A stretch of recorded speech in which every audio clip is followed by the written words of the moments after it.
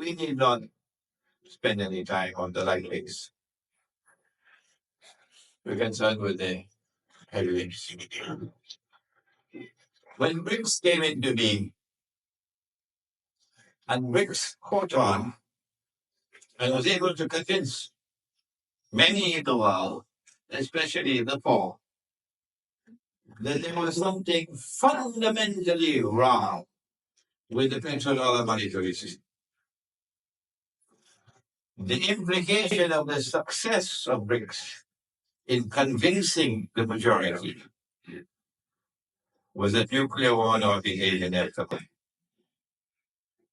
And what we've been seeing since BRICS came into being is called shadowboxing.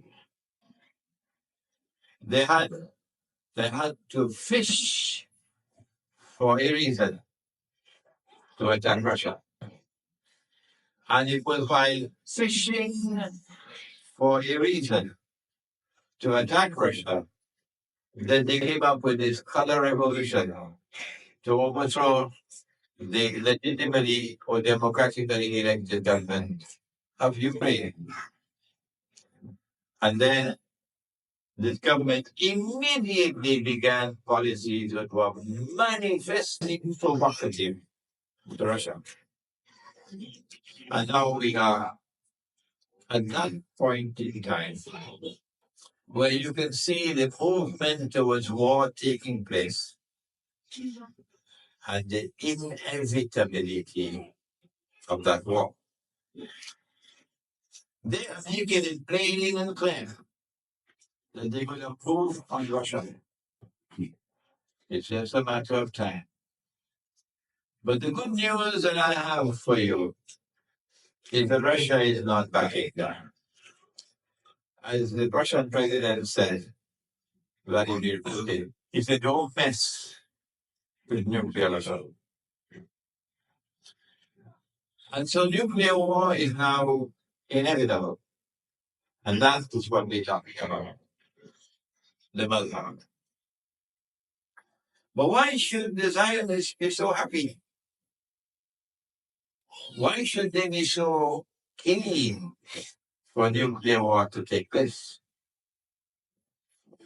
If we are the people who think, we want to know why. The answer is located in eschatology, in the study of the Akhir Zaman, the end time, in which we find that Al-Masih al-Dajjal, or the Dajjal who seeks to impersonate the true Messiah.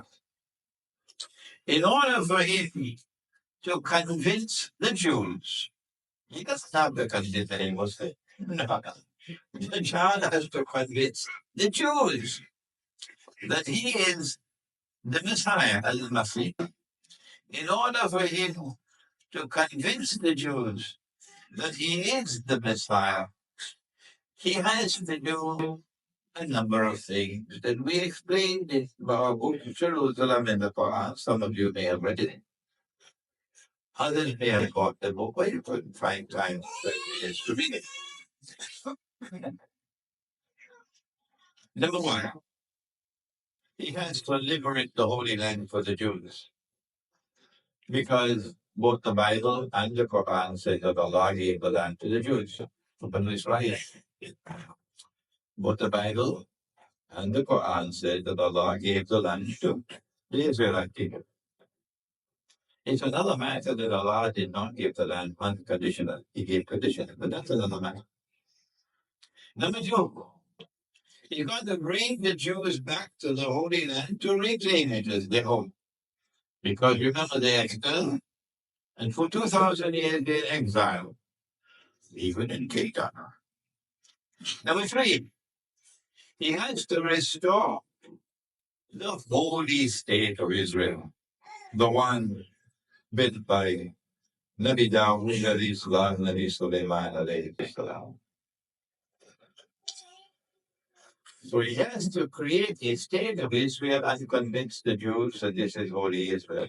Number four, in the same way in which that Israel ruled the world, in that sense of the word, this Israel must also rule the world. And if you want to know in what sense did that Israel rule the world, just go to the Suleiman Islam and the Queen Bilqis, Queen of Sabah. And there you will see some things about the ruling state. Well, the Dajjal has already accomplished number one, number two, and number three. But how is this Israel going to go along? Israel is too small. So either Israel has to become big, big, big, big, big, or the world has to become smaller and smaller and smaller. Which one do you need? Answer. The Zionists know that Israel cannot become big, big, big, big, big, big, big. So it has to be the world becoming smaller and smaller and smaller. So that's why they're looking forward to the Malhama. They want Russia and the Western world, NATO. They want them to have this nuclear war. Because at the end of the nuclear war, their calculation is that nothing will be left in the world after that. That will pose an obstacle for Israel to take over as the ruling state of the world. The people of the United States of America, of Britain, of France, of Europe, who may Allah take these words to them, because all they do is watch television, and television destroys the capacity to think. So go ahead and let your children keep on watching TV. Go ahead and let your children, I don't call them kings, you call them kings. I say only goats and Americans are kings. Let your children keep on watching television and see whether they will ever grow up to be a people with the capacity to think. That's the greatest danger of all of television. They cannot think anymore. In the United States and Britain and France are those countries which are inundated by the media, brainwashing. And yet they're the ones who will be destroyed in nuclear war. One nuclear weapon, one, was able to destroy the whole city of Hiroshima. One. And then another nuclear weapon destroyed the whole city of Nagasaki. And what they have today makes those nuclear weapons look like peanuts. Today's nuclear weapons are far, far, far more powerful than what was used in 1945. So when these nuclear weapons explode, it's going to be destruction, mass destruction for the combatants, the two parties that are going to be fighting. How many will die? Can any nuclear scientist tell us how many people will die in the nuclear war that is coming?